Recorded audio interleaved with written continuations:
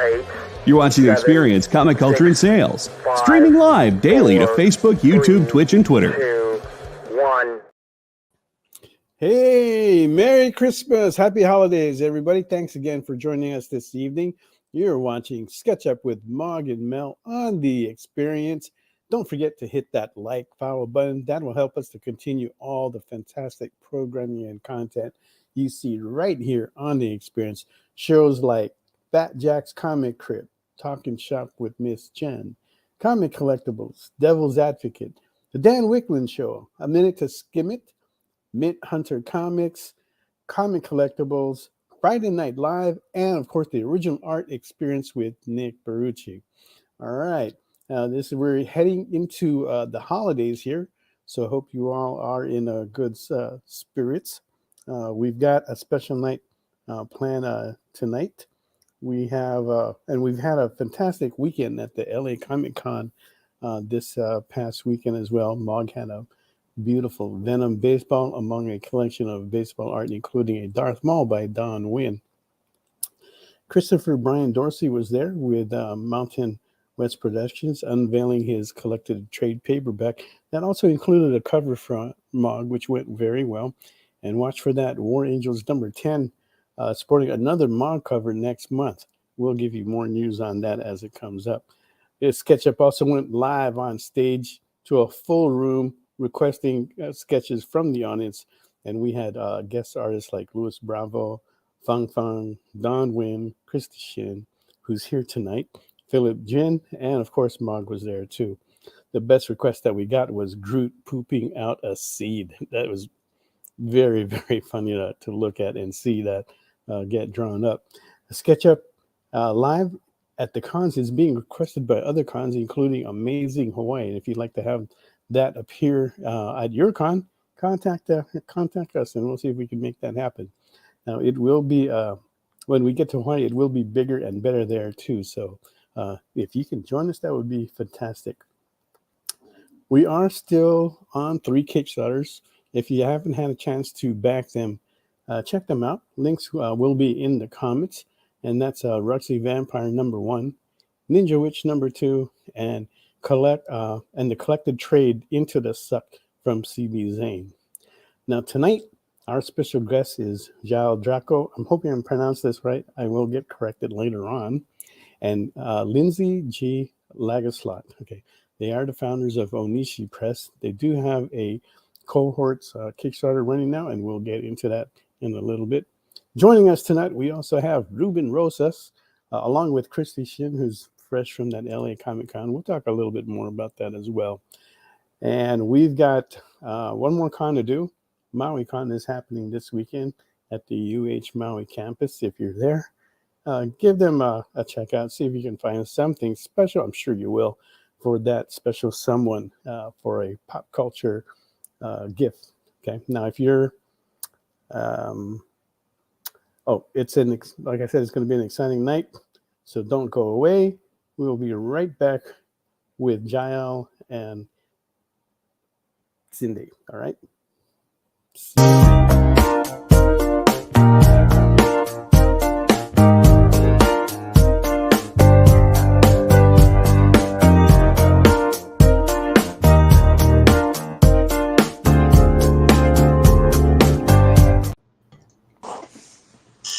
Wow.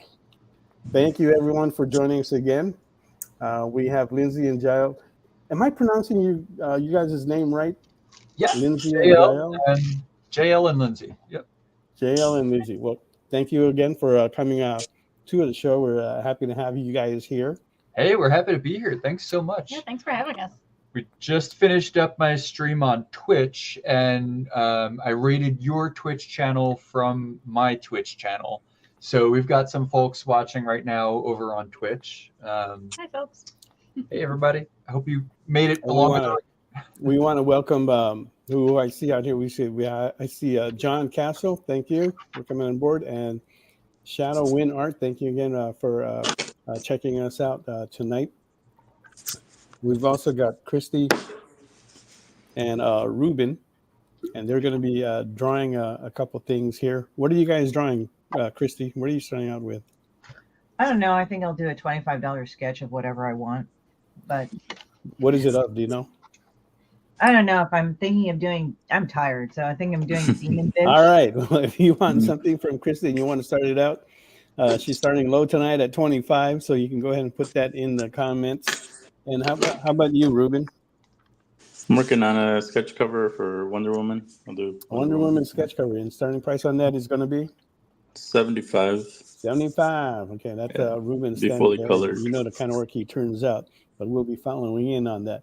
Now we've got some fantastic giveaways tonight. So don't forget to put in #EXP SketchUp, and that'll qualify you to get you into the drawing. Okay. Tonight we've got a Yuli's Vision pair, number 1 and 2. That's both by Mog, and we've got a special Leia card from Ruben. Okay, and Onishi Press from Jal and Lindsay. They're putting in 3 number 1 comics of this series that they've been working on. Mr. Guy Zombie Hunter, Tracy Queen, and Pack One Humility. So you get a chance to hopefully get one of those and get a taste and flavor of what Onishi Press is about. So tell us, guys, what made you decide to go into publishing with Onishi Press? How did that come about? Well, we're both people who've been in publishing in one way or another for a while. I've worked in book trade publishing for years, and online publishing and academic all the publishings.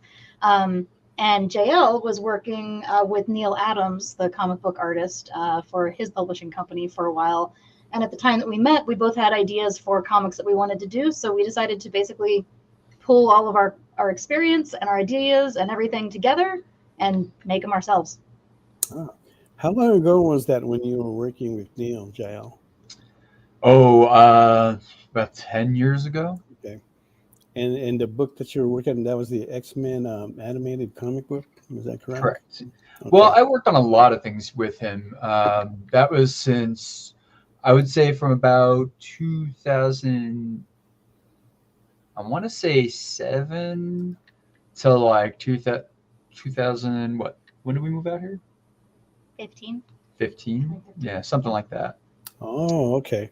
So in that time, I'd worked on quite a few projects with him, including his own projects and including commercial projects, some of which, unfortunately, in Neil's passing, may never be completed. Some of them were really long-term, ambitious projects.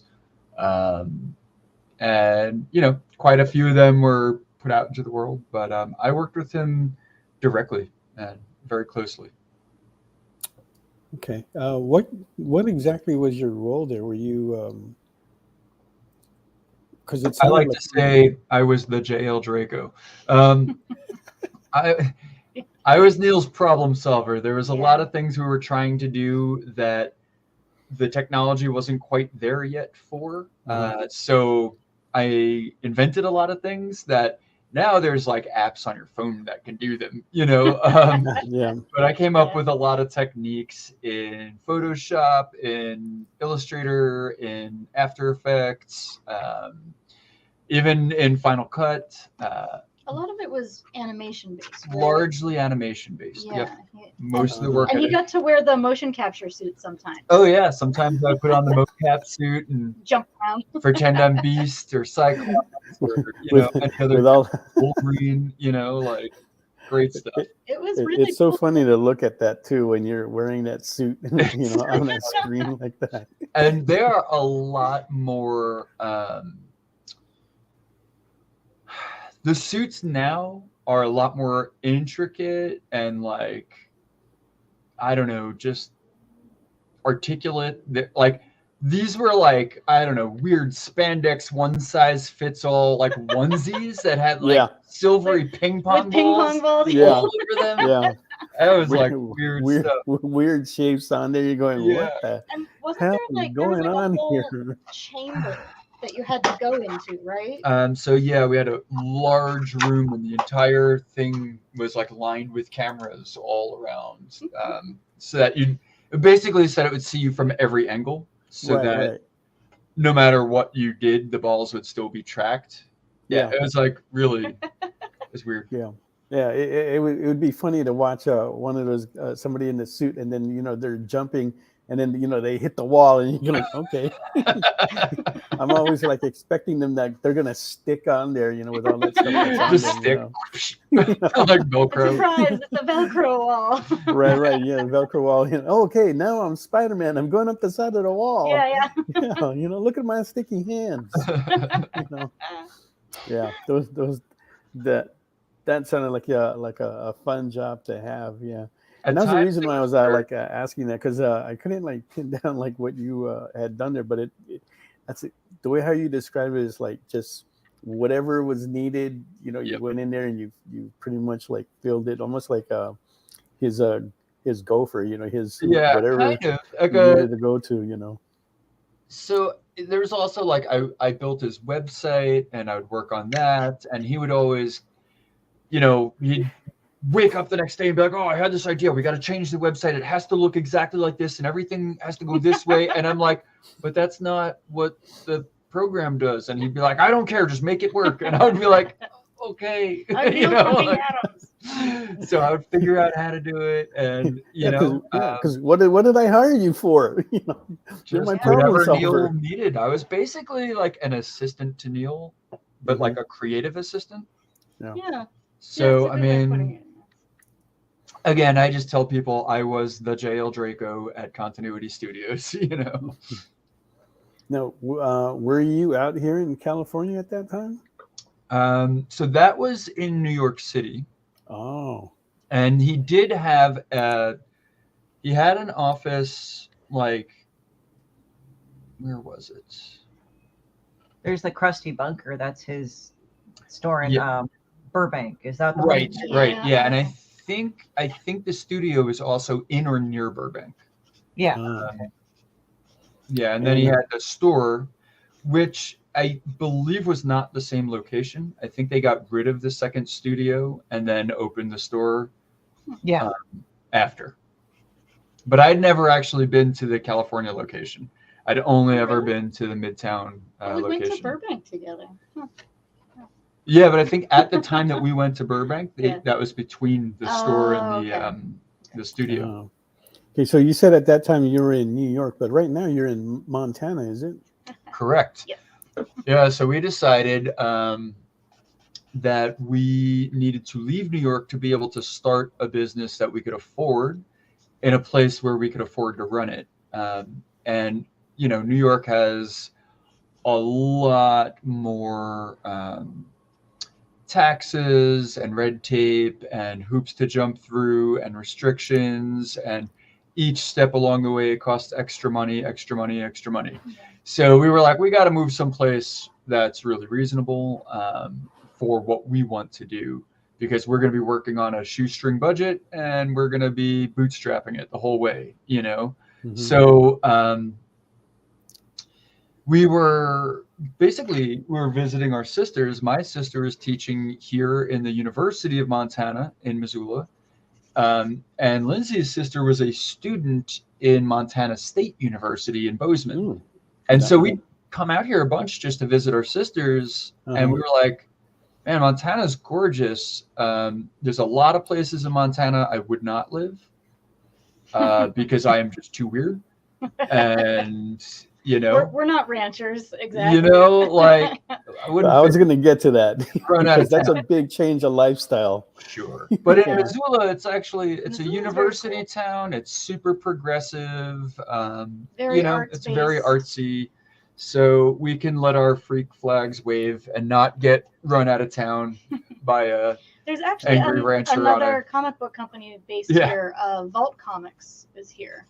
Vault Comics, okay. Yeah, in Missoula. Yeah, because now in New York you've got New York Comic Con. Right. Oh yeah, yep. And do they have a con there? Yeah. Yeah, we got passes once from Neil's booth, and that was the only time that I went to New York Comic Con, and I was like, never again. It was just, I lived in New York for a long time. I'm used to crowds, but crowds like that, way too much for me. It was overwhelming. So, but do you do cons? Do you go to cons at all? Oh, out here, there's there's MizCon, which is actually walking distance from us, which is kind of nice. It's a small con, but the cool thing about it is it's very affordable, and we've been doing it for years, so people know us. So people come in looking for our next, issues of this, that, and the other thing. So we're at a point now where we do pretty good. Like we make table sometimes in the first half of the first day, and then after that it's all just profit, and we don't have to stay anywhere because we live in this town. So it's actually pretty nice. Yeah, we do some other regional cons. There was SpoCon, which just had its last year, unfortunately, but we loved doing that. There's also Lilac City Con in Spokane, and we did Rose City Comic Con in Portland this past year. That was quite a hike, but it was hikeable. Yeah, we're pretty far from everything. It was what, a 10-hour drive, right? It was like 9 to 10 Oh, hours. so you drove out to Rose City? Yeah. Yeah. Okay. I think from where we are, the closest big con is probably in Salt Lake City. Okay. I mean, Salt Lake City is a big con. Not as big as Salt Lake, though. No, but it's a Comic Con. It's not a local con.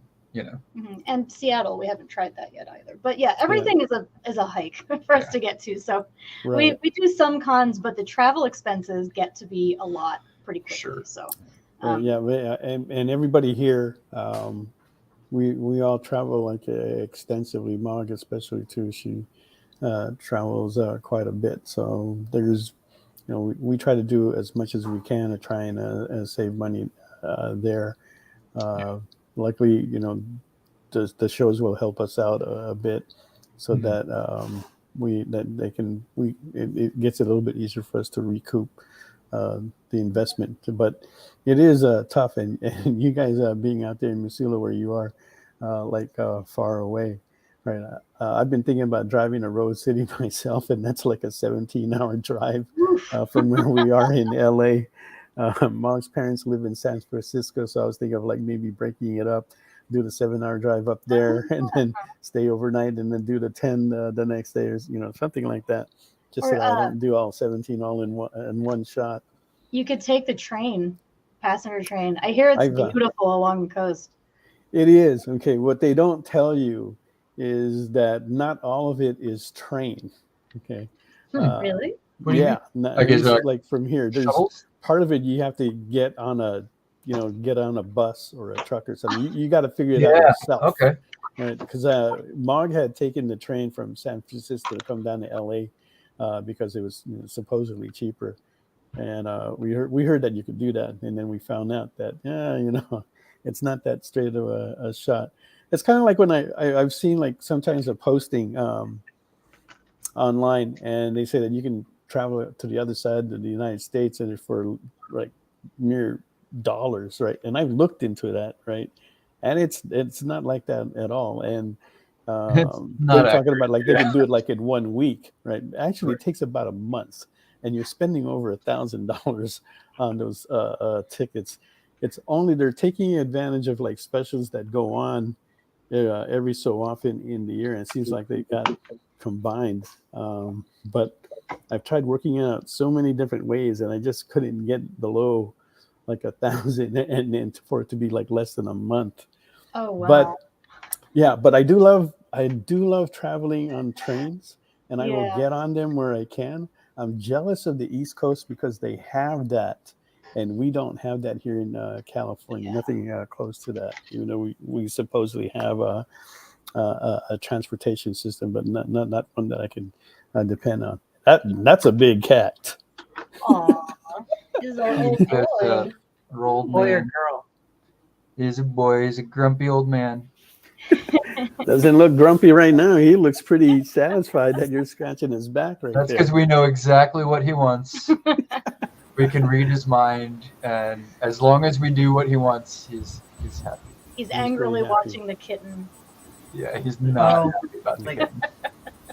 So is this what you guys do full time, or do you have other jobs to support it? Well, yes and yes. We do this full time. Lindsay, do you want to tell them about what you do? I work in trade publishing full time. I am a production editor for Penguin Random House, the book publisher.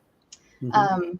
And I also do freelance editing for DC and IDW and a few other book publishers. Nice. So yeah, that's the bread and butter. But JL does his own side hustles, but primarily focuses on Oneshi Press, and I do Oneshi Press in between all the other things. And who does all the cooking and cleaning? We split it up. JL does all of the dishwashing, which I'm very happy about. And counters. And cleaning the counters. Yes. Nice. Very good. I'm the laundry person. I do the laundry. Yeah. And we actually enjoy cooking together. So Yeah. that's nice. I clean up after the cooking. She cleans up after, wearing stuff. Whatever, laundry, Yeah. Oh, that's nice. Yeah, that would be nice if that was happening here with Mog and I. Mog she does like to cook, so I get a chance to enjoy her cooking, and Nice. she does sometimes partake in the cleaning, but I do a majority of it. And anything that has to do with outside, I handle all that. Yeah, I do all the outside stuff. Yeah. So not too bad, pretty good on it. We keep our place pretty clean, I think, and try to clean up after each other. But doing 3 cons in a row. I'm trying to think, like, really. But the last few weeks, our place is kind of shot because doing 3 cons in a row, plus having Thanksgiving, man, that was just a lot to do. Yeah. So I'm kind of going to be happy once this week is over. Yeah, 3 cons in a row, that'll do it. Mog is doing Maui this weekend. She's going to do that by herself. So while she's gone, I'm going to be here cleaning up, and I actually don't mind. I'll have some peace and quiet. I got my steak laid out that I'm going to be barbecuing while she's gone. A big fat one too. I totally feel the three show thing. I did that too. So the thing is, I did 2 of the 3 shows with them. I did a smaller show called Whittier Comic Expo down in Whittier, but then I did Fan Expo San Francisco. Not Thanksgiving, Fan Expo San Francisco. It was right after Thanksgiving. And then we both did LA Comic Con. Right. So if I'm yawning, please, I'm not being tired as hell too. I'm like, I never got a chance to talk to you about LA Comic Con. How was that for you? It was all right. I mean, I'd say it was crowded in some ways. I would say sales were kind of a bit down, but the networking was up. Networking was definitely up. That's the same here. Networking was super high.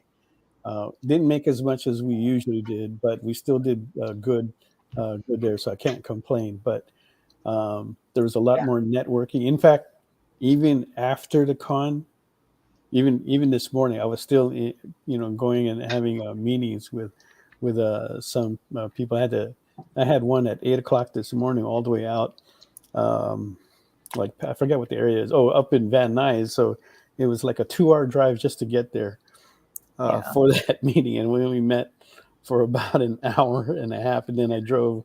Luckily, it only took like 1 hour to get back. But still, yeesh. Yeah. So 3.5 hours of driving for an hour meeting.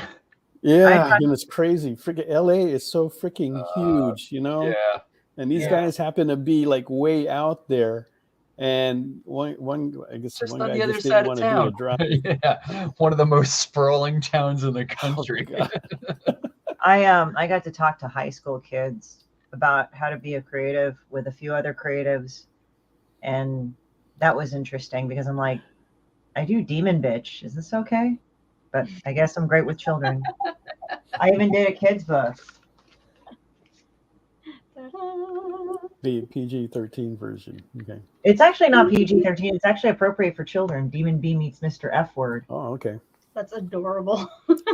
Yeah, it's basically like the actual normal graphic novels look like this, and actually Mog actually has a print in here as well. Like she's like this gross, like white dog turd of a demon. But Mog drew her all sexy. Let me find it. If I can find How this many one. books do you guys have under Onishi? Whew, good question. We're working on our 13th anthology. That's what is on Kickstarter right now. Oh no! Show us! Go ahead. Ooh! Oh wow, love that's it. beautiful. Okay. And we'll be giving one of those away next week. Yeah. Yeah, the print, like she did a print, and it's funny because she's such an ugly piece of shit, but for some reason some people draw her sexy, and I'm like, okay, I'm fine with that, sure. You know, She's like different, I'm like, okay, strokes, right? yeah. I like it. People have fun with a character. That makes me happy as a creator. So Yeah. Okay, so of the 13 books that you have under your banner there, how many of those are ongoing series?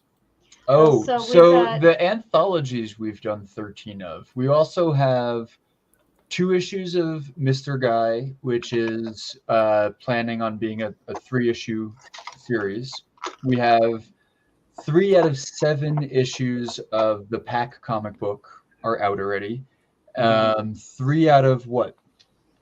6 issues of 3 out of 8. 3 out of 8 issues of Tracy Queen, right? And we have 2 out of I don't know how many issues of our prose series, Tales of Existentia, and then we've got a bunch of zines and mini comics. oh my goodness! In all, I'd say we have about 20. I want to say 26 books published.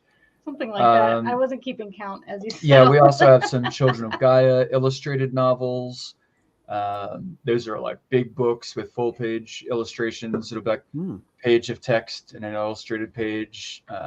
Those are fantasy books. Well, sci-fi fantasy books. Yeah, and we have 2 more in the works for coming out from that series. Just going to apologize ahead of time. The kitten has the zoomies, and things are getting a little crazy over here. So if you hear anything falling over or there might be screams calamity, or anything, calamity in the future, He's the getting imminent crazy. future. Okay, and that's fine. And I didn't see, but do you have a website where people can go to for all those books? Maybe you can put it in the private. If you can put that link in the private chat comments, and then we'll share that as well. Now, in the giveaways, and I want to thank you guys for putting that up. But maybe if you can give us a little bit of a pitch on what each one is about. You want to go for that, Lindsay? Mr. Guy. Talking a lot. Well, I'll start with this one. So this is Tracy Queen, issue 1.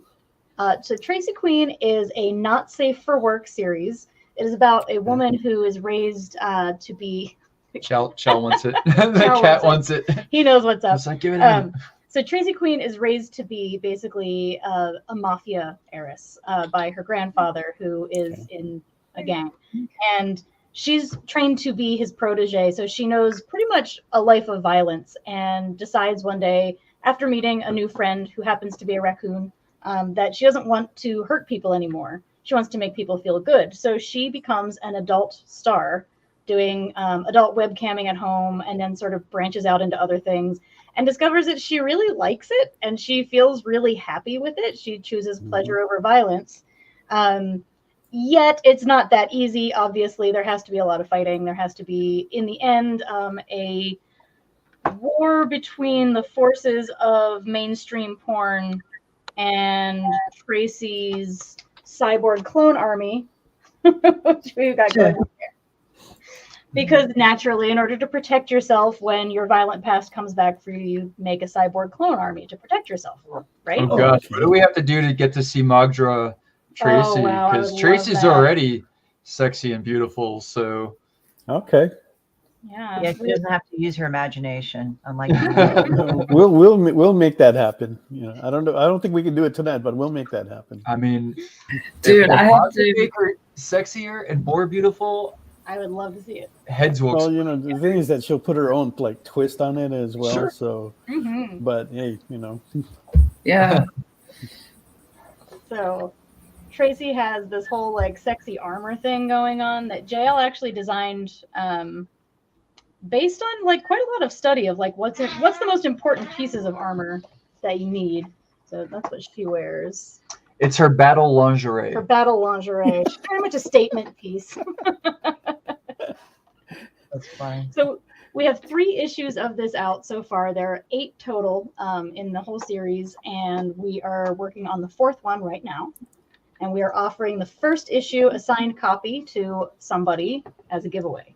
And these are what, 32 pages? 36 I think pages. this one each, was 36 right? pages. Yeah. Yeah, I Wow. did the math wrong when I when I started writing this, and I was like, 36 pages sounds like the right amount for the first issue. Yeah, so that's what it is. Hey, Tracy is her own girl. She does what Her she book wants. might as well be its own thing too, you know. Mhm. We've also got issue 1 of Pack. It's Pack number 1, Humility, and Pack is a story about 6 stray dogs and their stray man who Ooh. live and fight crime on the streets of Brooklyn in a gentrifying neighborhood. So there's a lot of it's very dark, gritty kind of crime fighting, police corruption, gentrification happening in this neighborhood and the people that it's affecting, and lots of dogs, lots and lots of dogs. And Humility is the first one of the pack who gets his own comic book. Each issue is going to follow one of the dogs and then eventually the man who runs with them. And this is Oh, nice. a lovely art piece that JL did. No, Jace did that. Oh, that's right. You did another one in a similar style. That's right. What narrative are you using on that series? So it's narrated from the perspective of their man friend, somewhat, and this rookie cop who is trying to do the best he can and is discovering just how deep the corruption goes and is trying to figure out what side he's on. Uh-huh. And so his narration is retrospective. It's from a dark place in his future that he ends up in. Recounting, what Very led him foreboding. there. Yeah. Okay. So each of the dogs has their own story that gets told in their own separate issue, and it gets woven into sort of the larger story. And I was And going to show you how many issues is that going to be? 7. 7. And Okay. we may have a follow-up series planned as well. Mm. The follow-up series is going to be like a generation later, though. So think like Batman and Batman Beyond, that sort of thing. Okay. That's all I'm willing to say about that. All right. And then I you can going to show you pass this me other the one, cat but and the cat's then on take it. the book. They're very interested in what we're doing right now. And this little dweeb just wants to get in trouble right now. I like my his goodness, stripes. in trouble. Yeah, he's got those. He's got quite the patterns. Yeah, that's nice. He's just a melty little So baby. beautiful. Yeah. You know, after listening to that about the 6 dogs, sounds like a very sad. It's going to be the tone is like sad story. Yeah. There's a lot of bittersweet sadness. Like, for example, you find out about one dog's backstory and how horrible it is, and it's really upsetting. But then, the pack takes their vengeance, and there's some justice to that. There's a feeling of like just desserts, but then you realize like, nope, these dogs are just acting messed up because they've been messed up. So it continues to be sad. So like there's a lot of like, there is sadness, but at the end of the day, they have each other. Yeah. And people even start to like rally behind them, like they're underground heroes. I mean, cops and politicians like want them put down because they're vigilantes, and that's bad. But like a lot of the just regular everyday people, like, I mean, they leave out food, like dog bowls with food, like for them. Yeah. So it's pretty fun. Yeah, nice big bowl of spaghetti. Here you go, dude. Yeah, exactly. Only on date night. Yeah. Of course. Yeah. Good food is meant to be enjoyed, fondly together, not alone. Okay. Yeah. And was that the last one, or was there another No, one? got one more. So this is the first issue of Mr. Guy Zombie Hunter, which is the story of a half goblin, sort of himbo type guy, who lives in a modern high fantasy world. So, there's goblins and orcs and trolls and elves and whatnot running around, but they've got cell phones and, business suits and whatever. And basically the zombie apocalypse breaks out, and Mr. Guy gets bitten by a zombie, but instead of being turned, he ends up with the ghost of the zombie who bit him living in his infected arm. And it gives him superpowers. So that's a twist. the other twist is that he and the ghost don't really get along exactly. So in order to get rid of each other, they have to figure out how to end zombieism. So the whole story is them running basically from pop culture zombie trope to pop culture zombie trope, trying to figure out what actually caused the zombie apocalypse so that they can fix it, and bickering the whole way. And each of the 8-page chapters is drawn by a different artist. So in this issue, we have one drawn by J.C. Chase. We've got another drawn by Walter Osley. Heck yeah, the man himself. Yeah, he had a really fun time with that one. Frickin' love Jace and frickin' love Walter Osley. Another by Diana Camero. I love Diana. Oh man, She's these are like my blast to work favorite with. artists. Did Mr. Guy? Yes. Oh, and you said that just before I was going to show off your art. No. Okay. So there are currently 2 issues of this out, and we are working on the 3rd right now. How did you meet these artists? Honestly, mostly through Twitch, Twitch, Facebook, our anthologies. Some of them were people that submitted for our anthologies, and then, afterwards I was like, hey, that's awesome. You want to work on this other comic we're doing? We do use our anthologies to kind of sometimes like broaden our roster and vet people a little bit. Yeah. Well, anthologies are a great networking tactic for anybody who's involved. So we've definitely broadened our network that way. And I also know a lot of other people who met each other because they were both in one of our anthologies and ended up working together on other stuff. That's really cool. I love that aspect of anthologies. And so Mr. Guy is also an anthology because every chapter is done by a different artist. The big difference is Mr. Guy has one continuous story that I wrote, so each chapter goes directly into the next chapter, whereas our anthology, like the one that we have on Kickstarter right now, is a collection of different stories written by different people about different things that just have a unifying theme. Yeah, they just have a common theme, right? Jael? Yeah. Have you, looking at your style, I mean, granted, it's very few that I saw, so forgive me if I didn't read it correctly. That's okay. Have you thought about not coloring and just only do black and white? Because your style, for me, it spoke immediately. The mood was very noir and serious. So have you guys, I mean, not even just for you, have you ever thought of just doing a black and white interior? It's interesting. I have really, really poor vision. I have a dual stigmatism, and so like I have a really hard time with glasses, and black and white, like thin line work, is really hard for me because I don't see it very well. But color, I see color very well. So because I have great color acuity, I tend to... Oh my goodness, I'm going to go break up the cat. Holy moly. Cat fight! Oh.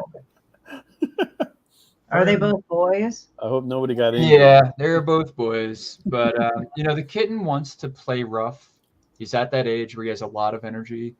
And our poor old man, he just wants to like relax and lounge around and not be played with. He's past the playing age. And so that's when problems really arise, is when Fern has the zoomies and Chal is sleepy. Then Chal just has to kick Fern's butt. And that's just the way it goes, He just has to bap him around. I keep their nails short, No, I have 2 cats. You kind of saw the black one, but I have another one, Spam, and they screw with each other all the time. Yeah. Sometimes I've had to like slap my hands together and yell, "Hey!" And they're like, yeah, they're kind of around You the got to let same. them do it a little bit, because like if you mess with their politics, they won't establish their normality, right? So like you have to let them kind of duke it out a little, but then not let it get too serious, right? It's like a fine Yeah, line. well, I mean, when they start screaming, like, yeah, I mean, yeah, like, and occasional like hissing or like hitting each other and squabbling a bit, Yeah. that they have to do that. I agree, Like when but they're just like, "Meow, bap, bap, bap," it's like, okay, whatever. yeah, That's but when it starts gentle getting communication. serious, yeah, like when it starts getting serious, like when they start getting really pissed or something, it's like, all right, cut it out, Okay, Yeah, so we're gonna have to take a break here now. Before we get to that, just want to Oh. remind everybody: don't forget to put in #EXP SketchUp. That'll qualify you for the free giveaways that we'll be doing later on tonight.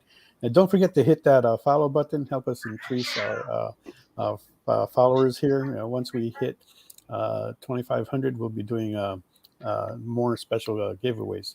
All right, so don't go away. We'll be right back with Jael and Lindsay. All right. Why was Princess Zelda sad after watching a bunch of YouTube videos? She couldn't find the link in the description. We'll stop if you subscribe to our YouTube channel. It's super easy. Click subscribe and click the bell when you do. And thanks for supporting the EXP. Symphonic verses, Nocturne's romance. A song of romanticized darkness, dreaming death by sleep.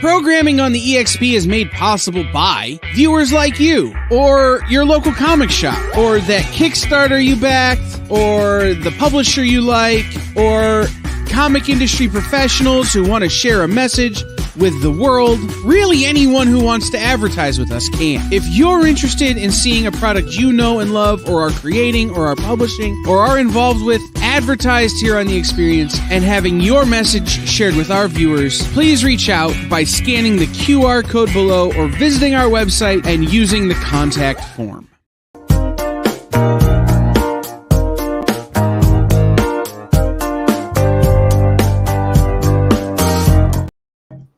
Hey, welcome back to SketchUp with Mog and Mel. You're watching us on the Experience channel on YouTube. Tonight we have Lindsay and Jill with us today. They're sharing Lindsay? Onishi Press, their publishing house for their comics. Don't forget to put in #EXP SketchUp. That'll get you to qualify for the free drawings tonight.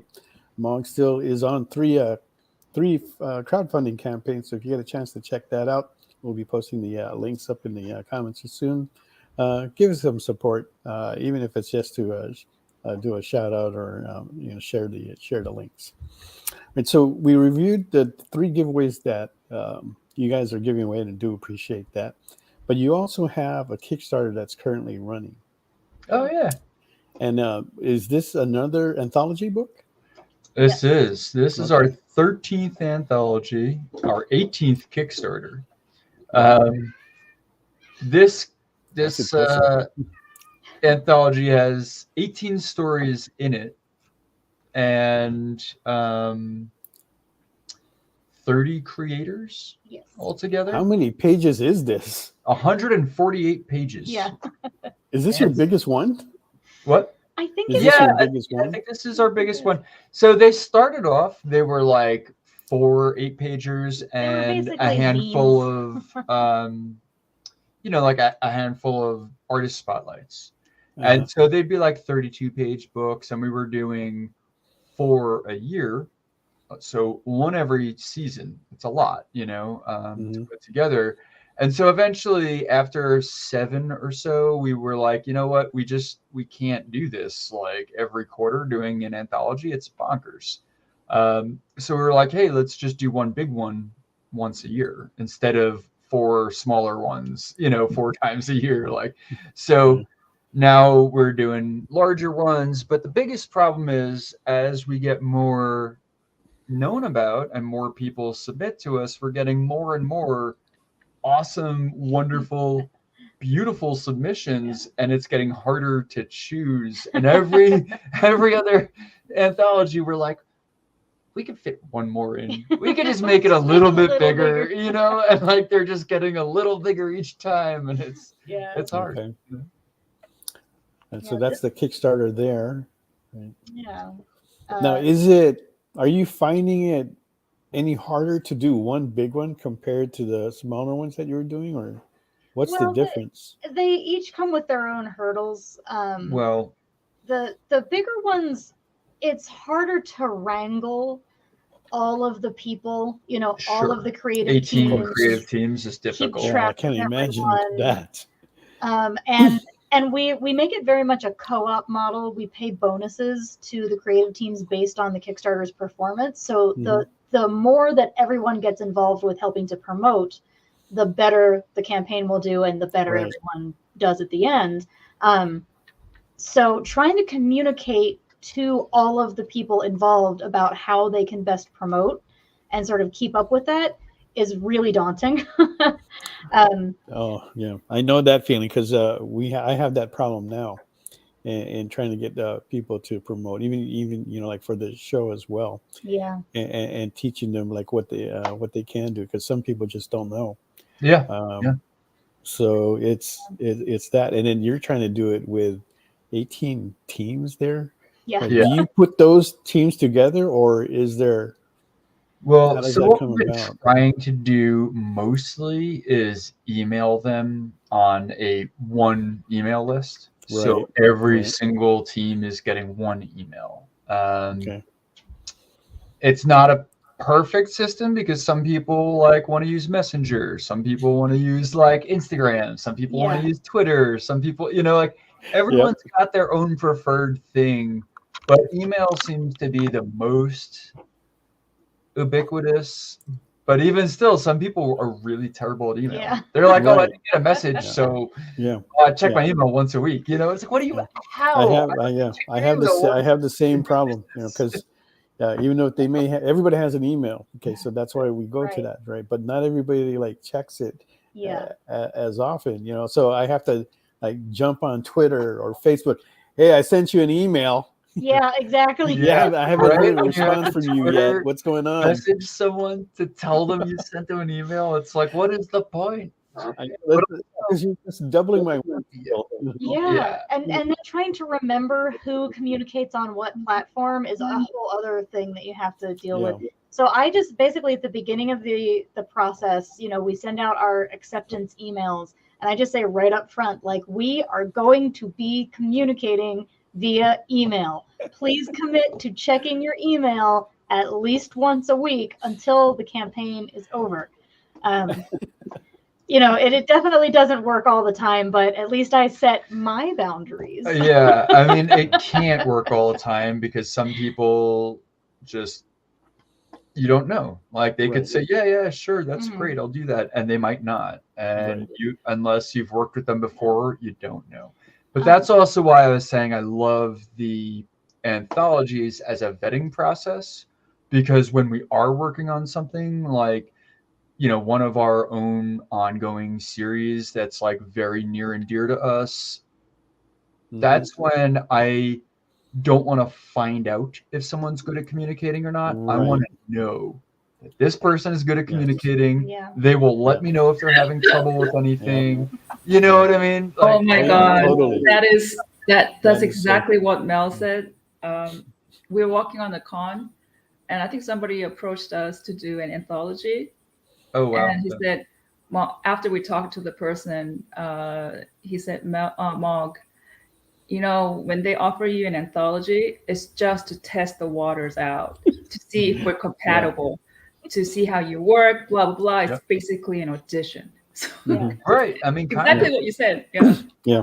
Yeah. But as JL said before, and what you were asking, Mel, about do we put the teams together? Another really awesome thing that we get out of doing anthologies is that we don't put most of the teams together. A lot of the time, people will send us comics that they've already finished, have already worked on with the team and just want to see published. But sometimes we do, like we'll get a script that we really like, and we have sort of a constant influx of artists who are looking for work. So we'll just like pick out a few that we think might work well with this script, and then basically give that list to the writer, and then the writer can figure out who they think is going to work best. Right, for that particular script. Yeah. So a lot of the time we do end up putting the team together in a way, and then it's, as JL said, it's really awesome to see those teams sometimes go on to do more things together. Yeah. It feels really good to pair up creative people and see it work. It's like matchmaking, It is. That's what I was gonna say. It is. Okay. But then that's how it's always been. You don't know that like Chris Claremont and John Byrne are going to work out really well, until you see how the results of it, right? And you don't know if they're going to even like stay together, and we've seen that throughout the history of comics. But there have been some great teams out there, and it's fantastic. Like when they do, they just hit it off, right? Yeah. And you can see that magic in their work, in the product that they produce, and you go, wow, this is really great, but yeah, I was just talking, I had breakfast this morning with this group, and that's one of the things that we talked about is like how it's incredible. We were talking about these two particular gentlemen, how they had met for a similar breakfast so many years ago, and it was just by chance, right? They weren't trying to hook up or anything, but they ended up just kind of like liking each other, and then ended up working together and then putting out something great out there. But you don't know. Now, on the other side of this, is that you have to try and get this material in within a certain time frame, right? And then working with 18 groups, wow, and trying to make sure that all that work is handed in on time. It's a lot of network. Has that been a problem with you? A lot of conversation. Yeah. Well, so the thing is, though, when it's one a year and it's 18 groups, you have a year to figure that out. Whereas when you're doing one a season, and even if it's only like, 6 groups, you have to deal with that every season.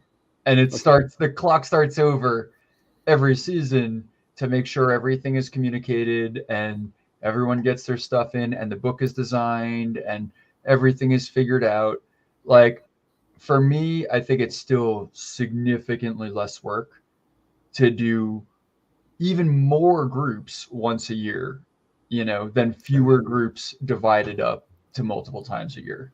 No, it sounds like your time schedule is loose, right? Is it, or do you have a fixed schedule?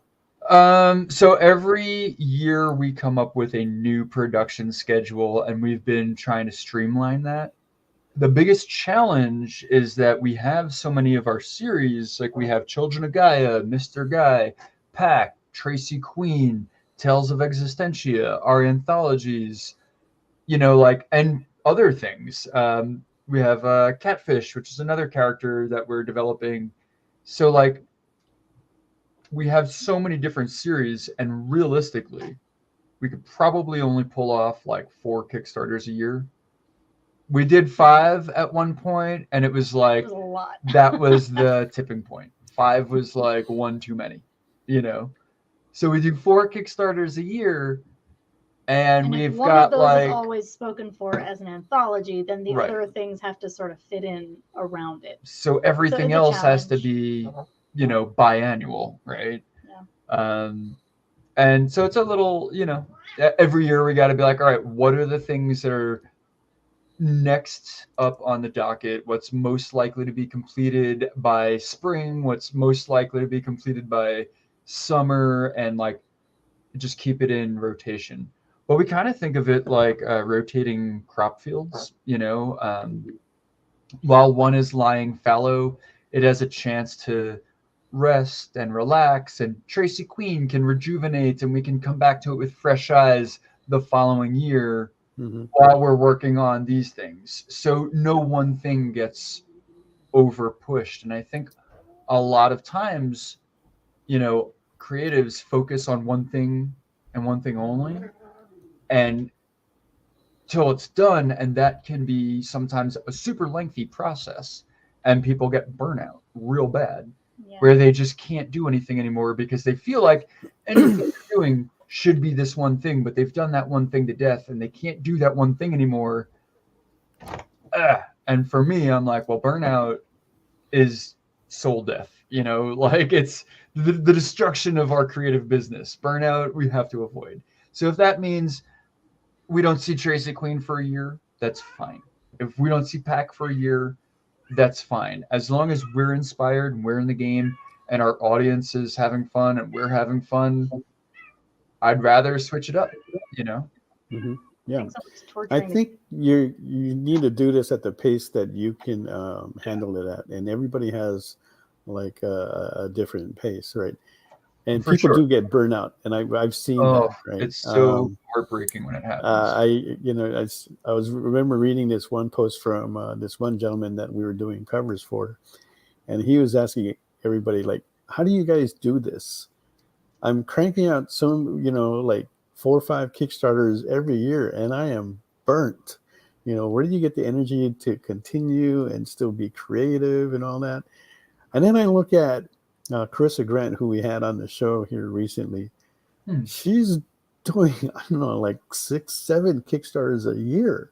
I don't know how.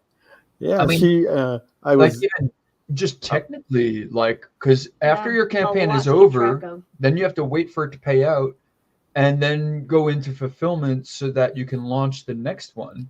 Right. So it takes like 3 months just for right, one exactly. Normally it takes about like 3 months. Okay, so what she's doing to get ahead of the game is that she's pre-printing her stuff before the Kickstarter even starts. Wow. She has a number in her head, and she pre-prints those. She gets everything ready to pretty much ship. Quite the gamble. Yeah. So once she gets the money, actually, even when the Kickstarter ends, right out there, she starts packing. Amazing. And then she gets that money. She puts it all out, sends it all out. She gets the okay that everything is shipped and everything's in process. And then Kickstarter okays her, and then she starts it all over again. Wow. Okay. Yeah. Wow. She's doing some amazing things, interesting things on her Kickstarter, where she offers a lot of limited, exclusive plushies, pins, and things like that. And her numbers are not very great. They're small. Okay, but well, that could it's be an interesting model to look at, to see how she does that. Yeah, and she's pretty content with it. And she's working with an artist that can do like 3 pages a day. Whoa! What? That's a task. Yeah, that's bonkers. That is. I don't even know how that's possible.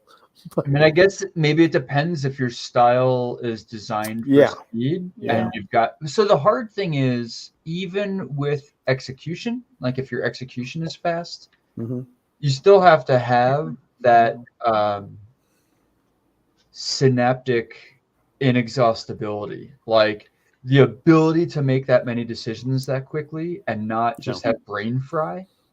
Like not just feel like I need a freaking nap for like 2 days, like that. Like you just have to have a brain that can do that. One day, 3 pages, followed by 2 days of napping. Yeah, right. Followed by one more day. Yeah, 3 I could do pages. 3 pages in a day as long as I don't have to do anything for the next week. You know. Perfect. Yeah, I know, but you're also looking at like, man, what a paycheck that would be, if you're cranking out that Heck, much that if you fast, can and then do you it, can do yeah, like more other. power to How you. many books can you do in a month? Whoa. But I also had a really, really good friend, great artist who I really admire, beautiful person, beautiful artwork, who was really cranking it out. And he was telling me like his, I think it was Webtoons had him on like I don't know, it was like something like an issue a week, like schedule. Mm-hmm. And I mean, this is someone that I respect as a peer, probably more than anyone else that I can think of. And he just totally burnt out and wasn't able to even pick up a pencil for like 2 years. Yeah. Wow. And it just broke my heart. He just pushed it too hard. And it was good. He was like, I can do this. And everyone was like, you're a machine. You're a warrior. You're the best. You're amazing. You're unstoppable. Mm-hmm. How do you do it? And then one day he was just like, I can't draw anymore. And just disappeared into the shadows. No, and I was like, no. We talk a lot about like Image from the 90s. Okay. Yeah. And we said, wow, this guy was, part of Image and all that. What they're not talking about are the guys that were part of Image that are no longer in the industry. Yeah. Okay. And I have a list. The list is kind of long. Yeah. But those guys are not drawing anymore. Okay.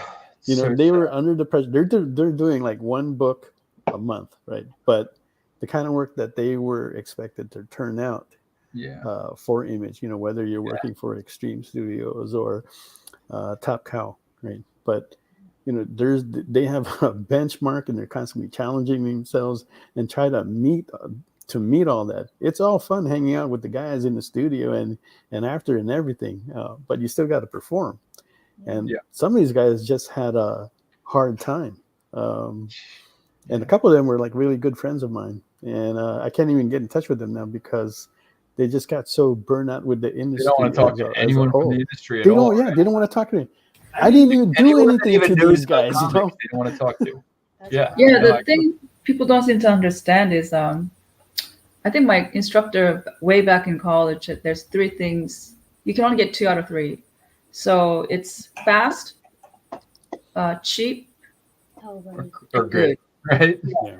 Yeah. Fast, cheap, or good. Yeah. But you can't get. So if you are demanding to an artist high quality with high quantity, it's not feasible. So you'll be like your friend who burnt out, right? Right. Yeah. For example, I think maybe the reason why the other guy that Mel talked about can do 3 to 4 pages, I don't know if that's an exaggeration. I kind of think it is per day. Probably the quality is way less than, say, somebody who spends like 1 week to do 1 page. It's not even going to be close. Yeah. So as a writer or a publisher, I think you have to discern which one do you want. Do you want cheap and fast? Like, do you want really like good quality but slow? It's really that thing. It's like people don't seem to understand. You can't have. And if you do all 3, you can only do it for a little while, and then you're toast. Yeah, and then we see guys like Stan Sakai and Sergio Aragons who just like whips it out like it's nothing. But also, Stan Sakai has developed a style that yes, he definitely has super efficient, like masterfully efficient. Mm-hmm. And Stan Sakai, like, not only is his style super efficient, but he's developed his own visual language that for him, it's like shooting from the hip. And he took a long time developing that. And he can draw Usagi Yojimbo doing anything you want with his freaking eyes closed and like that. But he developed it, and that was his focus. That was his passion. I mean, when I was a kid, I still have my copy of Turtle Soup from the 80s. That was the first time I saw Usagi Yojimbo. Yeah. And that was my first time seeing something that Stan Sakai did, and I was like, what the flip is this? Like, I need more of this in my life for the rest of my life, and I'm still collecting Usagi Yojimbo books. Like, oh man. Yeah.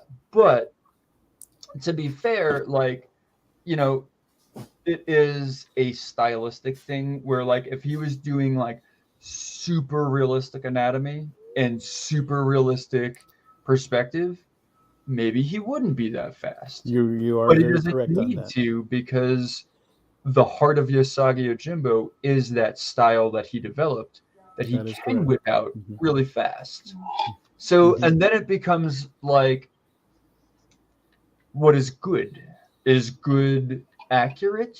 Is good accurate perspective and anatomy? Or is good something really stylish that you can do really fast?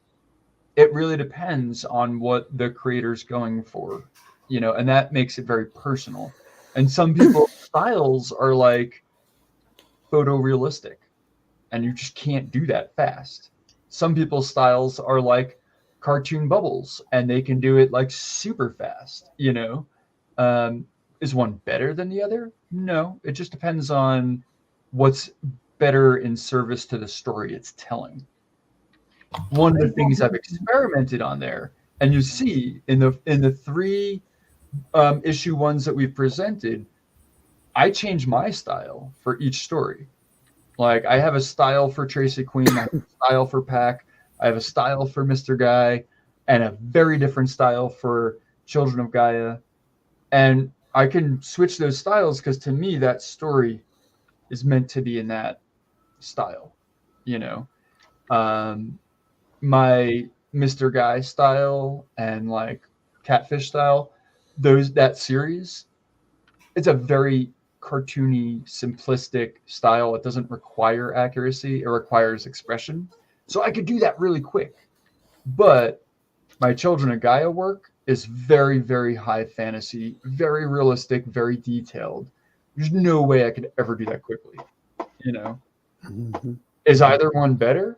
No, it just depends on what you like more. It depends on what speaks to you more. Like, what story is better for you depends on your taste. But one certainly takes me a lot longer than the other.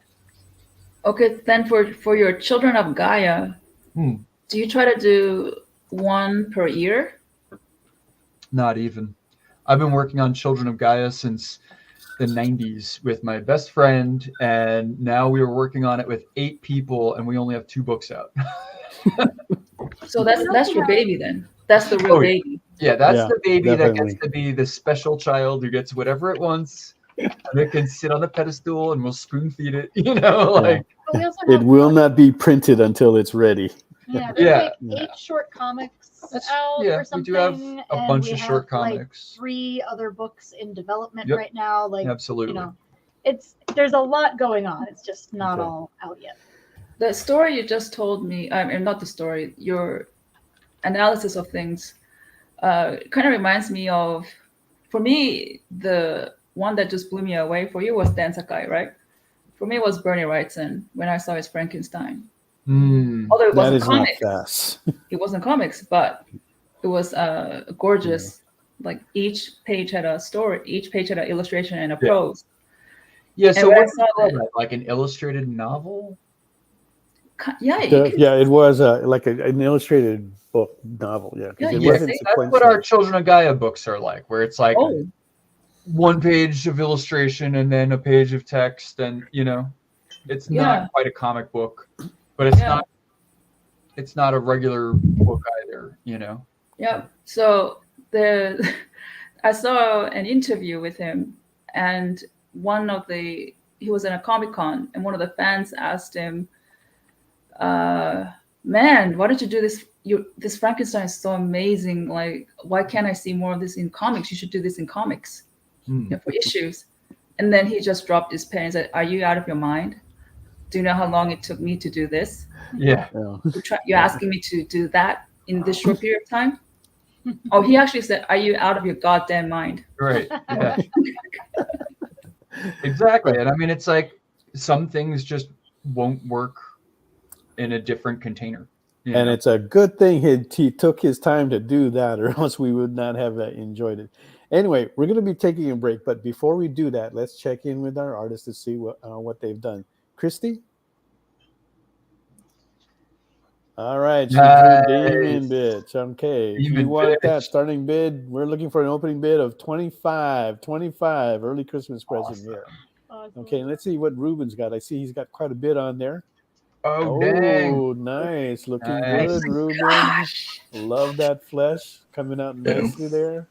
Thank you. Nice coppery brown in a way. If you want that, we are looking for an opening bid of 75. 75 will get you to bring that home. And then don't forget to put in #EXP SketchUp, just like the Collector's Bounty. Glad to see you on here, dude.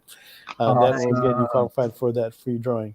Anyway, don't go away. We'll be right back with Jael and Lindsay, and we'll review that when we come back, Mog. Okay? Did you know that every experience show, including some exclusive content, streams on Twitch? Check it out. Twitch.tv/the_EXP. Or just scan that QR code.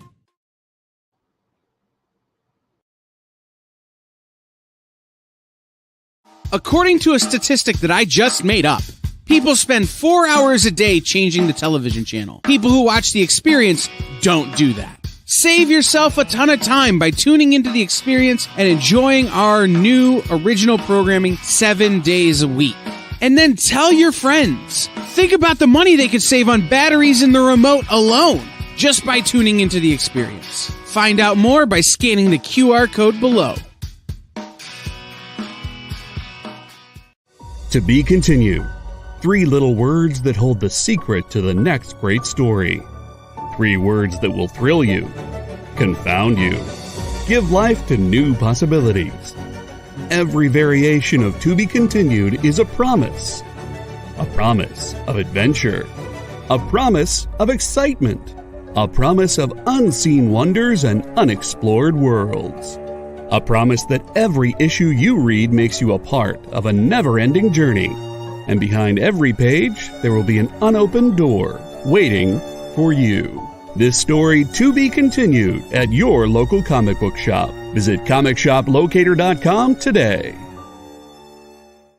There's a comic book universe on the streets of Cleveland. Hero Tomorrow Comics is debuting Violante, the Undead. Get the new issue or the entire acclaimed library live on Kickstarter. I'm coming for you, Cleveland. Details at clevelandsuperhero.com.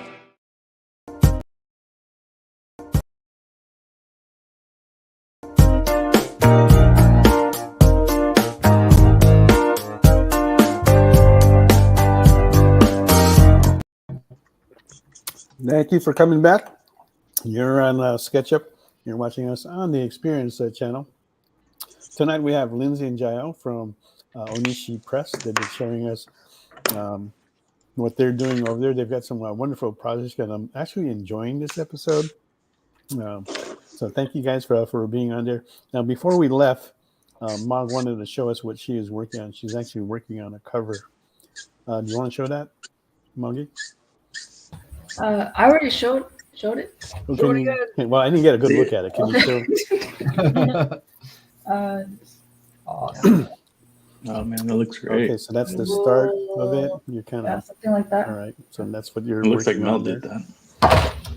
And then she also just finished this.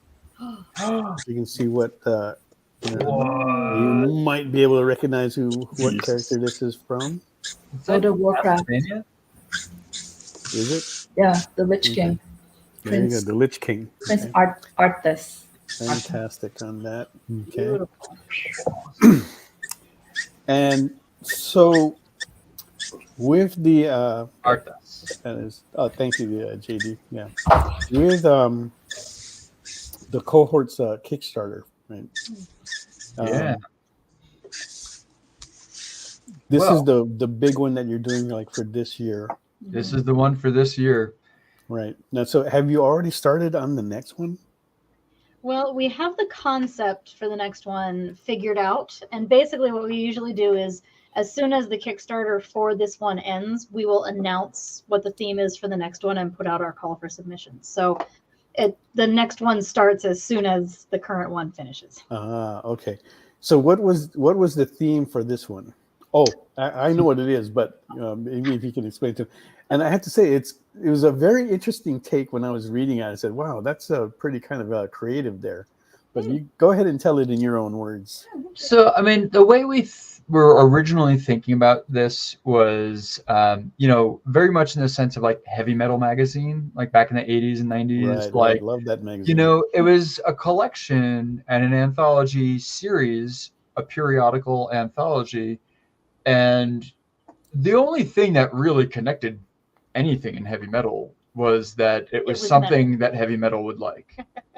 Like there was so many very, very different kinds of stories in heavy metal magazine, but they were all things that heavy metal would like. And if you liked heavy metal, you would like most of the things in their magazine, which as it turns out, I did. I loved them all. Like I had so many copies of heavy metal magazine, and they were great. When you were like 8? Yeah, well, my way too young for my dad did things different, but my point is, like, we as Aneshi Press were like, yeah, we're gonna put out this like mixed anthology periodical, and people are gonna get to know our sensibilities as curators, and you'll know like, oh, this is something Oneshi's putting out. I like Oneshi. Or you'll be like, oh, I don't like Oneshi. I'm not buying that. Fine. We don't want you. Get out. Either way, like the idea is to become a known entity, right? But we did start doing loose themes, like what? Well, this one is 4 anthologies ago. It started with anthology 8. So yeah, 5 anthologies ago. We started with healing. Then we did justice. Then origins, becoming, destinations, and this one that is the Kickstarter is wrapping up tomorrow. Actually, is cohorts. So team ups, basically. People that have to work together for a common goal, whether they are friends or foes or somewhere in between. Yeah, which was kind of interesting because you used the word team up, and it kind of is okay. But from what I was gathering is that sometimes these people didn't want to really be together or work together. Sure. So they're getting into these situations where they've got to problem solve on how to resolve the situation that they're in. Yeah, right? exactly. And it forces them, right? So that creates a very unique set and premises on how to figure this out. It's just not like two buddies coming together. All right, let's put out a comic, Yeah. Well, sometimes it is. And sometimes that's how you find out who your worst enemies are. And find another artist. So I guess you're it. Okay, let's do it. Yeah. No, not quite like that. And that's why we chose the word cohorts. It's not the most commonly used word, but we wanted it to be open to, best friends who decide to do a comic together, but also to like people who hate each other, but they have to work together to make this thing happen. And we really ended up with a lot of stories that span that entire spectrum. And really, it's really amazing to us that when we put out a loose theme, like the ones that we've been working with, the breadth and the depth of the variety of the submissions that we get is just amazing. Like when I think cohorts, I think of a few things that could work. And you were like what med people students come or up something, with, right? I'm like, when I think of cohorts, I think of like gangsters or something. Oh yeah, I was like, no, I think of like graduate school where Me too. Graduate with yeah, partners in crime. Yeah, that's what I was thinking of too. I think of like even like Batman and Joker are like cohorts. Like they're like entangled. And at times they have been. They're each other's like confluential, like ongoing entanglements. And even though they're enemies, they're still cohorts. Like they don't even have to be working towards a common goal. They're just cohorts in their own life of conflict, right? So there's like so many weird ways that a word can be explored. And Yeah. that's what we love to do, is like take a word that's a powerful word, but an ambiguous word, and just see how many different ways people can interpret it and explore it. And that's what I was going to point out, messed it because up. if you used team up, you would have gotten a totally different Very different. very different, and it may not have been as creative.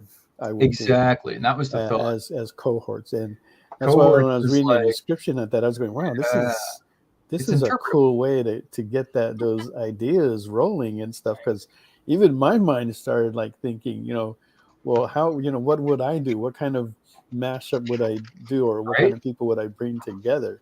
When I'm thinking of if you use team up, I'm thinking, okay, let's do something really wild. Let's like put Batman and Wolverine together. Well, I'm sorry, that was already done.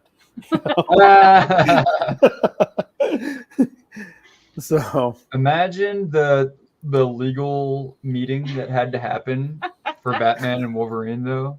How many meetings? Yeah. No, it's really amazing. Like on this anthology, we got, like, I'm gonna just try to think of a few examples. We got a team of like 5 or 6 people that work together to pilot this giant mech together. And then when they finally defeat like the big enemy that they all wanted to defeat, then what happens to that team? And then we've got like there's actually this is a really interesting way that this turned out. We got one story that is, now bear with me, just let me finish because it's not going where you think it's going. It's all yours. Okay, so I'm gonna be right back. It's told from inside a carriage that is carrying several members of the Ku Klux Klan in the early 20th century, and they are carrying a shipment of illegal booze to like the Grand Dragon's party or whatever. Wizard. It's the Grand Wizard. That's the Grand Wizard, yes. Yeah. Whatever stupid title that these people have. Yeah, they have weird fucking names for that. They're so scary. So they're all in this carriage, and they're all suspicious of each other because they're all wearing their hoods, and they know that there is like a vigilante out there that has been targeting Klan members, and they all think that one of the others is probably this guy. So the whole story is like told within this carriage, and then eventually the guy does, I'm not going to give anything away, but he shows up and destroys all of them. So we got this like this anti-KKK comic. And then we got this other comic from a completely different creative team where this superhero called Ninju has to team up with a Nazi collaborator that he was about to destroy when they were both captured by the Ku Klux Klan. So in order to escape being hanged by these ridiculous hillbilly Klan members who are hilarious to make fun of, they have to work together to escape. But only temporarily. Yeah, but only temporarily. And again, I don't want to give too much away, but the joy of that one is that you get to make fun of the Klan and Nazis at the same time and watch them all get their butts kicked. Yeah, there's a lot of KKK getting beat up in this anthology, and it's pretty fun. And we're here. But it's almost like when people submit to us, like they're starting to get what kinds of things we like. That kind of reminds me of when I was in downtown LA, because I live in Los Angeles, and I'm going to be very brief. Downtown LA is like a hive of scum and villainy, like homeless people. So I was walking with one of my friends, and one guy like came out. He was kind of borderline homeless, like he lives in those halfway hotels, like those guys, but they're like a week or two away from homelessness. Anyway, I guess he said like, "Hey, what language do you guys speak?" And we're like ignoring him because that's the segue into, "Can you give me any money?"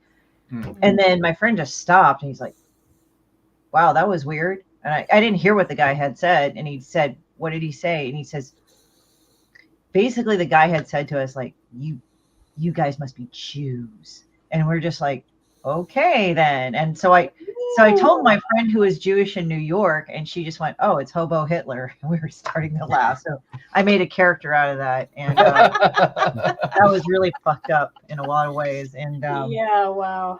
I mean, you have to be able to laugh about it, because what else can you do? But also, I feel like making fun of it and laughing about it takes away its power. Yeah. Oh yeah, definitely. And that's a beautiful thing about storytelling. We can add power and we can take power away as storytellers. Right. That's awesome. Yeah. Oh yeah, it was just funny because we were just sitting like, Sure. like it didn't make sense. But yeah, like what? Oh, okay, buddy. Okay. like, why do you say these things, kind of thing? Yeah. Yeah. It's yeah. All right. Per Mog, she requested that I do another demon bitch sketch because it was cute.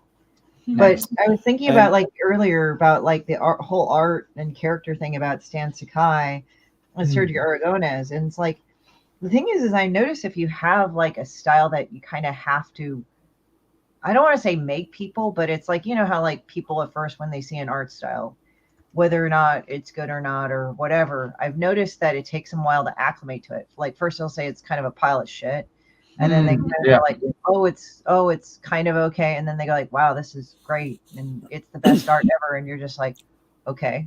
So it's like I drew pretty art for a while, like, okay, ink, my evil black cat's lying and using this book as a pillow because I have shit everywhere. But like I actually drew like this for a while, which was actually kind of pretty. Wow, cool. Right there, Sepulcher. And this was not my first book. It's like the second or third. I'm working on the second volume of it. But I drew that way for a while, but nobody noticed. So then I started drawing Demon Bitch, and then people started noticing, said, oh, this is the best ever. And then they started looking at my other work and said, oh, it's so pretty. I like your pretty stuff. You draw this too? I'm like, yes, like for a while. Interesting. Okay. Yeah. So it's like, I don't know if it's like always the best art, and I'm not trying to crap on artists that are good or really great. I mean, they're good and really great, and I think they're awesome, but it's like, it's sort of like what's unforgettable or what sticks in people's heads. Well, and so the question is, what is best? Is best the most technically accurate, or is best the most expressive? Is best the most simplified? I don't think there's an answer. I think it's context sensitive. The most consistent thing that I have seen that works with any type of art style to with any type of thing is that does it fit the story well? Yeah, that's what I mean. Context. Yeah, and it doesn't always have to be like the best Alex Ross rendered shit ever. It can always be like this stupid ass stick figure. It's like, oh yeah, the best Yonan Vasquez. Or stick figures.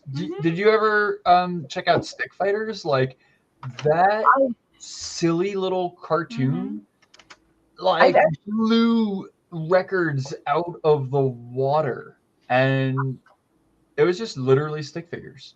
I think it's like there's two that I know of. It was called Cynical Man, and literally he was a stick with a face like that. That's Cynical Man. That's old school. And then there was Cyanide and Happiness. And like I actually heard the backstory kind of about that. Like they drew these shitty characters, right? And they were really trying to just illustrate in stick figures like to an artist they would hire. But then they brought it to their artist friend who looked at it and he started laughing his ass off, and that was the charm of it.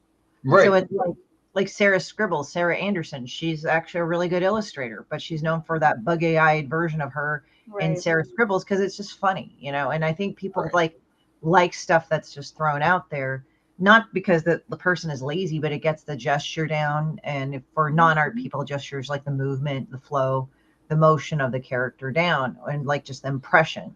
So it's just like a quick digestible thing, but it doesn't mean there isn't room for finer art or better art. I'm just saying that I've noticed consistently for a piece to be successful, it's just like you have to go and it just has to fit the story or what the character is. And that's kind of hard to really enunciate, but it kind of does. So it's like if you drew Batman as like if you drew Batman as a bunch of circles, I don't think that would work. But you know, but you do that to like other I mean, if someone did it in a funnies like lampooning Batman, it might work. Well, yeah, there's so like all context sensitive. That's the thing. Is like that's the thing about comics. Everything. I mean, it's all just about context. Like if you're like a wacky clown and you walk into like someone's bachelorette party, like it's gonna be awesome, yay, wacky clown is here. But if you like walk into a funeral, okay, if I was at a bachelorette party and a wacky clown walked in, that would not go over well. I'm just saying.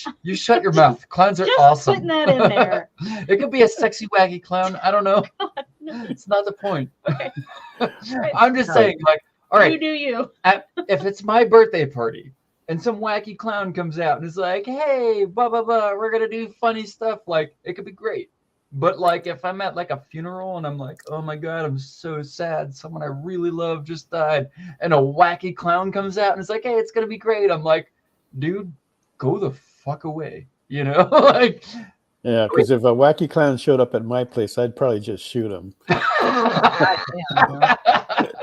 I'm not yourself. having any of that business. Do not here. show up at Mel's as a wacky clown.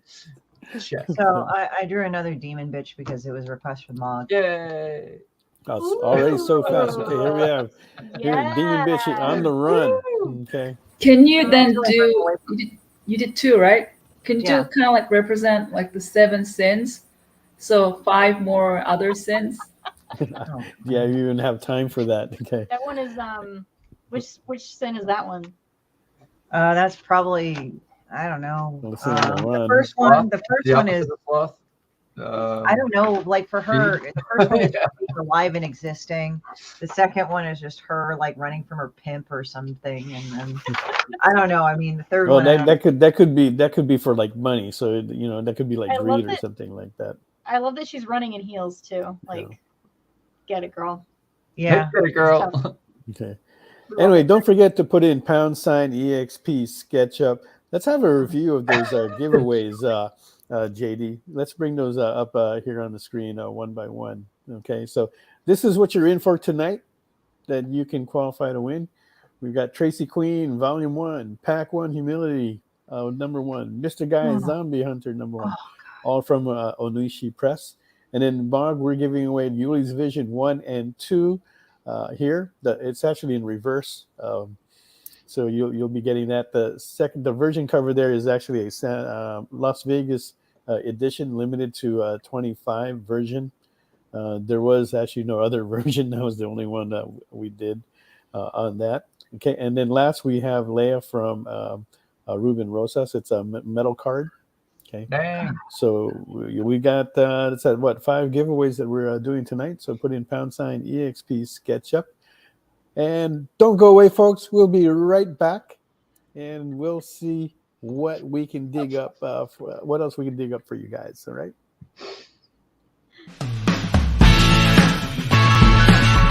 Join the party. Head over to our link tree to find all the links for everywhere the experience is all the time.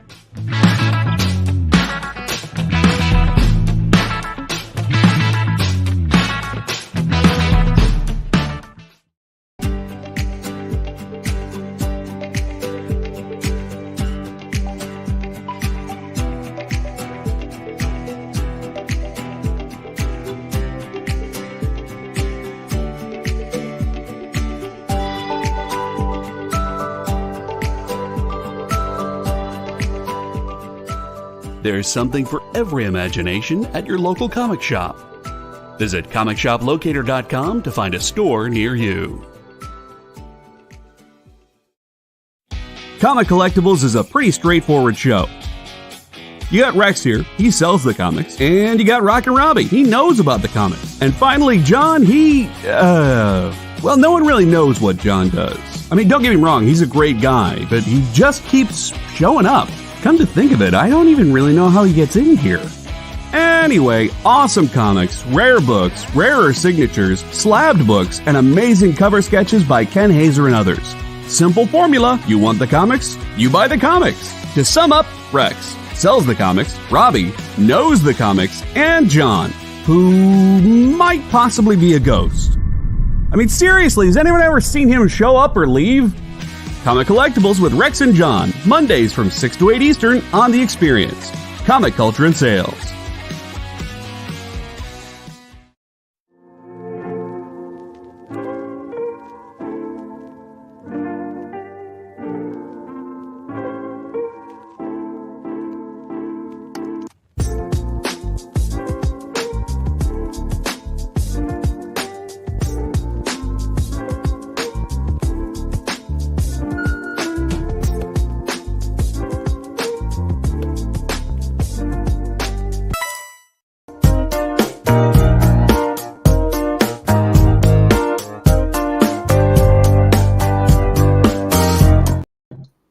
Welcome back, everyone, to Sketch Up with Mog and Mel. You're watching us on The Experience. Do us a favor, hit that thumbs up and help us to increase our followers so we can continue to give you wonderful content like this. Now, we've got Ruben, who's working on a Wonder Woman. And yeah, you can see that on there. Okay. We are still looking for a bid on that for $75. If not, he's going to take that to the shows or put that up on his page. And Christy has already completed 2 different demon bitches, and we are still looking for an opening bid of 25 on those. Okay, Nice. 1 and 2. It's I got a feeling that we're just not getting any action on the monies here because we're slow into the holidays, right? So it's unlike it's a little bit I don't want to say weird, but the fact that we're not getting any bids or anything like that, because usually we're like 95% sell through on this stuff. But hey, sometimes that's how it goes and stuff. We've also got these great giveaways that we're doing that we just showed before the break. So don't forget to put in #EXP SketchUp. We got some really good ones here that we're doing tonight. Yeah, and I just want to announce that on December 21, we're gonna have an art show or an art jam actually, where we'll have several artists here drawing, and we're going to be talking to the people that we have here just to catch up with them what they're doing for the holidays, and so we'll be checking on it. So watch that for that. I'll be putting the announcement out for that later on this month. All right, so I want to go to Ruben here. Where did Ruben? You just became a new father again, right? What's that? You just became a new father again? I mean, like almost 5 years ago now. Oh, okay. I know. So you didn't just get a baby recently? Because I Huh? saw you guys were you guys holding a baby in that post? Oh, no, that's my 13-year-old now. Oh, okay. Yeah. No, it was just a Oh my memory God, that I Mel. was sharing. You were telling me, oh my God, hey, like, okay, I know. Ruben has a new baby. There's a Like, new what? baby. Another one? Yeah. And here I was. I'll take I it was as a going to bring that up compliment. I just to guess be able to you still see me as congratulate you and being everything. that young 13 years ago. Okay. All Or right. either So that or you that weren't was looking at me. a throwback picture. My bad. Yeah. No, it's all right. Lindsay Jael, any kids? Shell and Fern are 2 cats. Yeah. And about 37 plant children of mine. Yeah. Enjoy those. Those are all my children, though. Lindsay. What kind of plants are we talking about here? All kinds of plants. Oh my God. I mean, They're so everywhere. during the summer, many more kinds of plants because we've got all the annuals outside and a bunch of perennials too that'll come back in the spring. But indoors, we've got, let's see, we've got herbs. We've got what kind of herbs do you have? basil, thyme, scallions. Then I've got a whole bunch of like office plants, like pothos and Dieffenbachia and fiddle leaf plants, and yes, my pothos primarily is the ivy. Then I also have the wandering dude, who's I guess kind of an ivy. Whatever that is over there. Yeah, I don't know what that is. Actually, a bunch of people give me plants because people have found out that I'm good at reviving dying or dead plants that seem dead. So I have a bunch of people that'll just be like, "Oh, I had this plant that it died, or whatever. Can you like do something with it?" So I'll like bring them back to life, and now I'm like, I don't know what this is, but I just have it. So I just have like plants in like every window, on every shelf, on every bookshelf, on top of every cabinet. Yeah, like they take all of our sunlight. any surface that I could fit a sunlight. plant on, I have plants on. But actually, I have indoor grow lights, so we probably get more UV in the winter than we would if I didn't have plants. I just love plants. So much oxygen. Yeah, tons of like Dracanis, ficus. I don't know. Wow. Yeah. And you said you guys like to cook, and those love herbs to. will become quite helpful there. What kind of food do you guys like to cook? Well, I don't eat meat. I do eat fish sometimes. So that limits what we cook together. Sometimes Jail will like make himself a steak and I'll make myself like a tofu steak. But we get pretty creative with the vegetarian cooking pretty frequently. Mm. Yeah. We make a lot of like, let's see, like Indian dishes, East Asian dishes, a lot of Italian dishes, and a lot of kinds of fusions. So one of the things that we've been doing that's really fun is every now and then, when we can afford it, we'll get like a Home Chef or a HelloFresh, one of those kinds of boxes where like you get ingredients and a recipe. Yeah. And so we'll do that every now and then just to learn a new recipe that we might not otherwise have thought to try on our own. Yeah, that's cool. Yeah, and then the more we do that, the more we learn about different types of cooking. Yeah. And the more we learn about different types of cooking, the more we can do kind of our own jazz fusions where we just take concepts and ideas from other recipes that we've tried and mix them. And you know what? Honestly, some of my favorite dishes that we've done are just mixes of like various, kind of made up stuff, Yeah. It's a lot. We both like to cook too, both Mog and I. And I do the same. I learned stuff kind of like in the same way. So there's a lot of ingredients now that I use that people don't even, they're not really familiar with. And so, and I'll post this. My Facebook page looks like 50% food porn. Yeah. And I'm not just posting the food that I cook, but I'm also posting the food of the places that I go out to eat. But ever since COVID, and I've always done a lot of cooking at home, but with COVID, I was constantly cooking more at home. Oh yeah. And now, even though I have the opportunity to go out and eat, I'm still like preferring to just stay home and eat because we like wait, what I can do this yeah. better and cheaper. Yeah. Exactly, it is cheaper, right? And but both Mog and I, we still love meat, but we eat a lot of vegetables. Sure. Way more than the meat. Okay, and we've just found ways on how to enjoy those this healthier route, and not.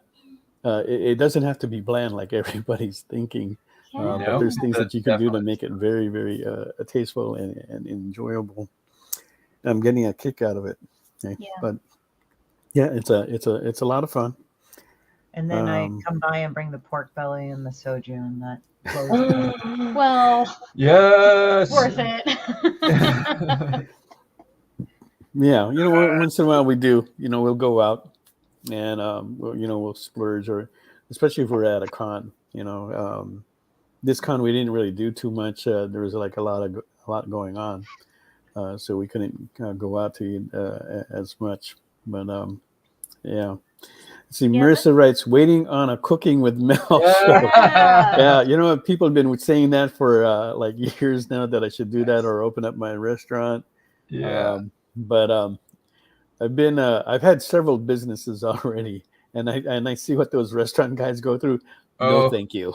Yeah. No, thank you. I'll do, but I'll have like people over, and I'll do these like 16 different things I'm cooking up for like a tasting menu, and that's where I get like really experimental, right? So sometimes I don't even know it's going to come out until I do it, or sometimes I'll put something together and don't ask me to make that again because I have no clue. You know what? This is throwing stuff together. Mel, what you should do maybe later on is called, instead of SketchUp, it'll be like cook and draw. So Cook and draw. Something. So I cook and then draw. you eat in front of all the, and this is perfect time because it's like around California dinner time. Mm-hmm. So all the hosts get to see you cook it, and then they see you eat it.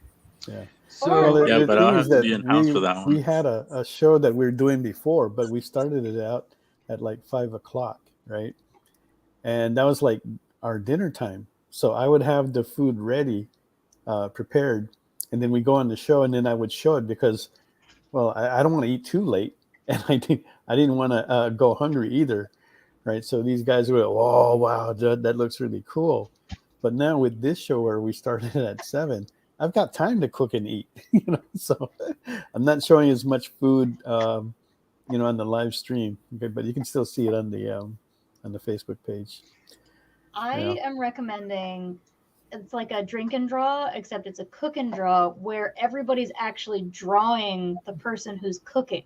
And then at the end, Or drawing everybody what they're gets to cooking. eat what they cook. Or drawing with their cooking. So our good friend Ryan Clater, I'm sure some of you know Ryan. Maybe Ryan's a wonderful person.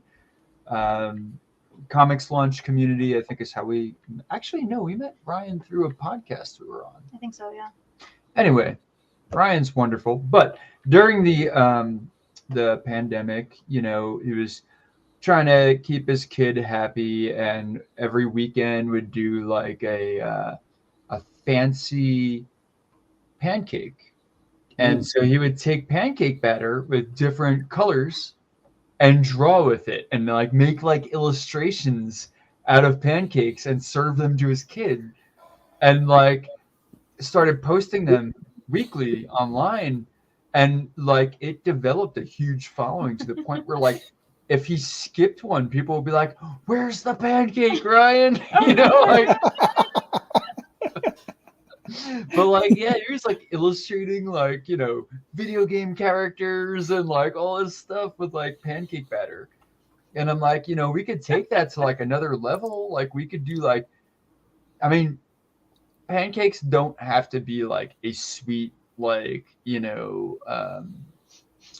a breakfast dessert. Like we could do like savory pancakes and mix other ingredients and figure out ways of like making like really foodular illustrations, like dinner illustrations. I don't know. We could figure it out if we were. You're right about the pancake, because my favorite pancake, is a green onion pancake. Yeah. I was just gonna say scallion pancake. Yeah. I really like those. The sweet ones are okay, but the savory ones are good. Pancakes in aspic. So does everyone here know about aspic? Oh, no. Oh, I like aspic. It's tasty. Oh, so aspic started in like the 1400s. It was a way of keeping food good longer, primarily meat stuff. So you would take like meat and allow it to gel in its own broth, which would be made from, basically its cartilage and ligaments and collagens, right? Oh, okay. Oh, yeah. So it would create like a jello around the meat. And then you could put the meat in a cold cellar, which would basically just be like a basement, And so the ambient like temperature of the basement,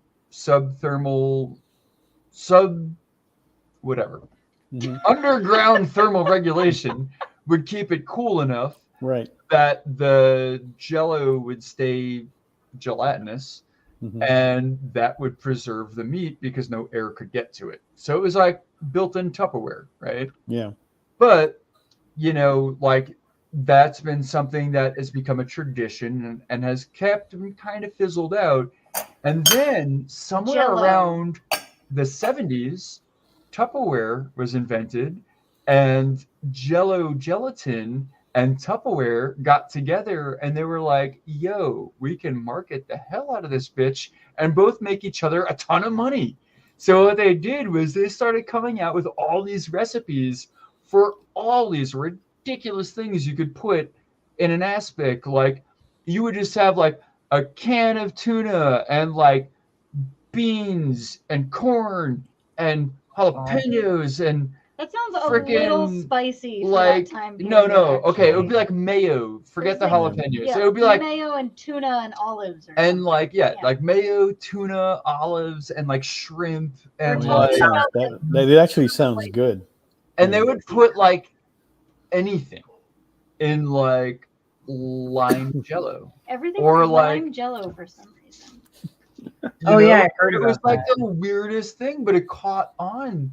And it was like you couldn't host a dinner party without an aspic, And then That they would be kind of like interesting. fizzled out because then it was like now we have refrigerators. Everyone has a refrigerator. There's no need to make aspic, Yeah. But it's resurged in the last few years as like one of those like rediscovered dead arts, Yeah. So like people have really like galvanized around this aspic revivalist movement where either it's like the cursed aspic, like, yeah, we're going to put clams and olives and like eggs and gummy bears, like together in Jello for no reason. And that's like the cursed aspect. But then there's also where like people are like, oh, we're going to take like a layer of, sake aspic and a layer of ponzu aspic and a layer of like spiced salmon aspic and like a layer of tabiko aspic and like make like glorious sushi aspic. And it, people are getting really creative about beautiful, blessed aspic. So what we have is like the light side of aspic and the dark side of aspic. And the aspic is the gelatin that binds everything together. Okay. So it's really like the force. So I think we're going to have like aspic Jedi and aspic. That'll be interesting. That'll on be the great, rise. great to see. Yeah. All right, so we're running out of time here. Let's see if we can get to those giveaways. And it's making me hungry. Oh no! All right, JD. Let's see. Let's bring out that wheel, and let's roll for the Mr. Guy Zombie Hunter. Here we go. Still have time to put in # EXP SketchUp. Get in on all the other drawings. And Mr. Guy Zombie Hunter is going to go to Philip Bryan. Yeah, Thank you very much for that. Okay. All right. Got that on here. Okay, now next up, let's do Tracy Queen. Remember, this is the NSFW one. So if anyone wins it but is not into that kind of content, let us know. Yeah, we don't want to send you anything that's gonna. Yeah, you can let us know in the comments as well, and then we can do something else. Draw somebody else there. Woohoo! And the Collector's Bounty gets Tracy Bounty. And I don't think Collector's Bounty is going to have a problem with that book. Okay. So I think that is going to be all right, but you can go ahead and say so in the comments, but I'm pretty sure that's not going to be a problem. All right, so with Pack 1 Humility, let's go ahead and roll for that. And don't forget to register on the link there if you are a winner. That way we know we get your information and know where to send it to. In my face. Slow down. Marissa Burns. Oh, it looks like Marissa's a dog lover. That's perfect. There you go. Oh, yeah. Look, Marissa's got a big old doggy. Awesome. This is the right book for you. Nice. Oh. All right. Okay, now let's do the Yuli's Vision giveaway from Mog. There we go. That's 2 books, number 1 and 2 for that series. Dun, dun, dun, dun, dun, dun, dun. Steve Vendetta. Thanks again for coming on, Steve. He is a constant supporter of the show. And last but not least, that beautiful Leia card. Still looking all shiny. Roll them. Dun, dun, dun, dun, dun. Kenneth Bird, you lucky dog, you.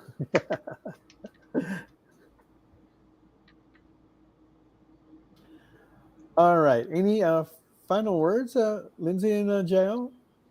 Oh, well, thank you so much for having us. This has been a really fun hangout, and it's been great to meet all of you. And come over to the Cohorts Anthology and back it if it's something that you're into.